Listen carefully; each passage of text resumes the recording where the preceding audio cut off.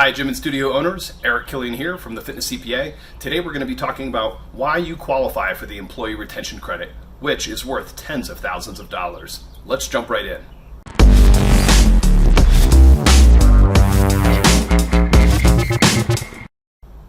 Hey, welcome back. Today we're going to go through why you qualify for the Employee Retention Credit. First off, we are nearly certain that every brick and mortar gym and fitness business that has at least one employee qualifies for the Employee Retention Credit here in the United States.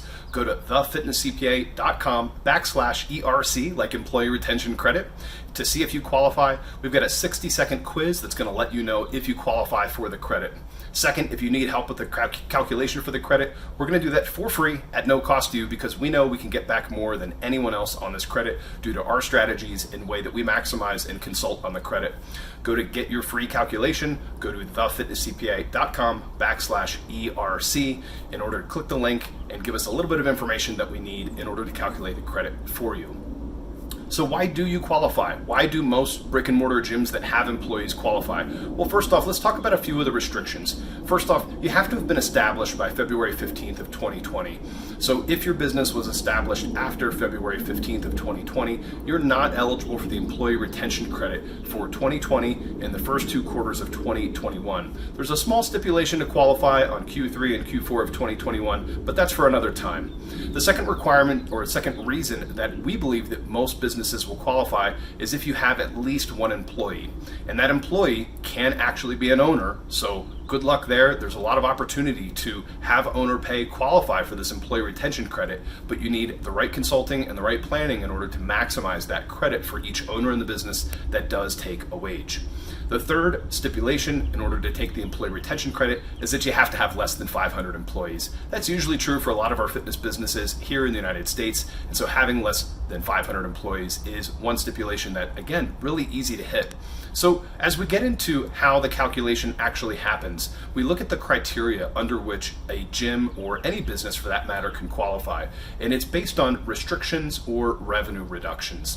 The first one, for capacity restrictions, we really have all the fitness businesses that just get shooed in this particular instance. And when we're talking about capacity restrictions or government restrictions in any sense, we're talking about a city, state, or county mandate that restricts the way that you operate so that you can't have as many people in your business. We've all been familiar with this, and it was certainly the case through 2020. Now, businesses are recovering now to 2021. A lot of those restrictions have been lifted. However, that past pay period, going back all the way to 2020 and whatever periods you had in 2021 that you had those restrictions in place, you can get the Employee Retention Credit worth tens of thousands of dollars.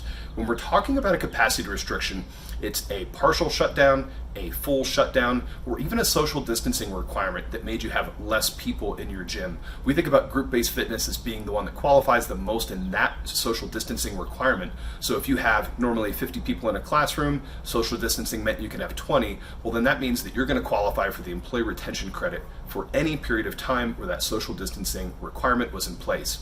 Likewise, if your gym was reduced from 100% capacity down to 50, or even down to 25 or 10% capacity, I'm looking at you, California, then during that time period, you qualify for the Employee Retention Credit. We had a client who wasn't sure that he would qualify, located in South Dakota. The state didn't have restrictions, but in researching it, which is what we do for our clients, we learned that their city does. We were able to get that client back $49,000 where they didn't think that they qualified for the credit. The other criteria that you could meet, either the capacity requirement or the revenue requirement, it's either or, you don't have to qualify for both, and that would be a revenue reduction. Now in 2020, it was a bit of a hard number to hit, but there were a lot of gyms that were impacted this much, and that was a 50% reduction in revenue in a 2020 quarter as compared to a 2019 quarter. 50% reduction, we have seen it among gyms and studio owners that we work with. However, many of them did not see that type of reduction.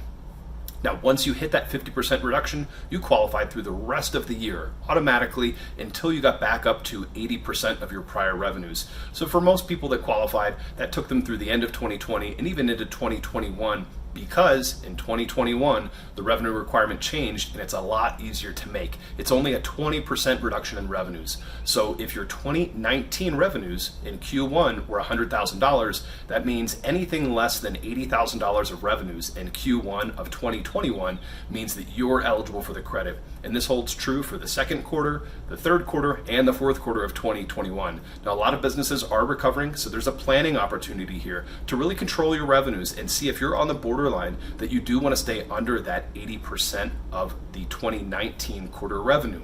Is your accountant strategizing with you? If not, reach out to the Fitness CPA. We're going to have a future blog post on this. We're going to give you all the tips and how we advise the clients that we work with and that we consult with on how to maximize the credit and make sure that they get the most amount back as legally possible. But these planning opportunities are really going to make the difference and oftentimes result in thousands or tens of thousands of dollars back where otherwise you wouldn't necessarily think that you qualify. There are more ins and outs to the employee retention credit. We'll dive more into this topic as we go through future materials and future content, so definitely stay tuned. But as we get into this next piece of content, we're going to be looking at items like why it's worth tens of thousands of dollars or why it's worth so much. And then one of our favorite ones is all of the tips and tricks that we use to maximize the credit.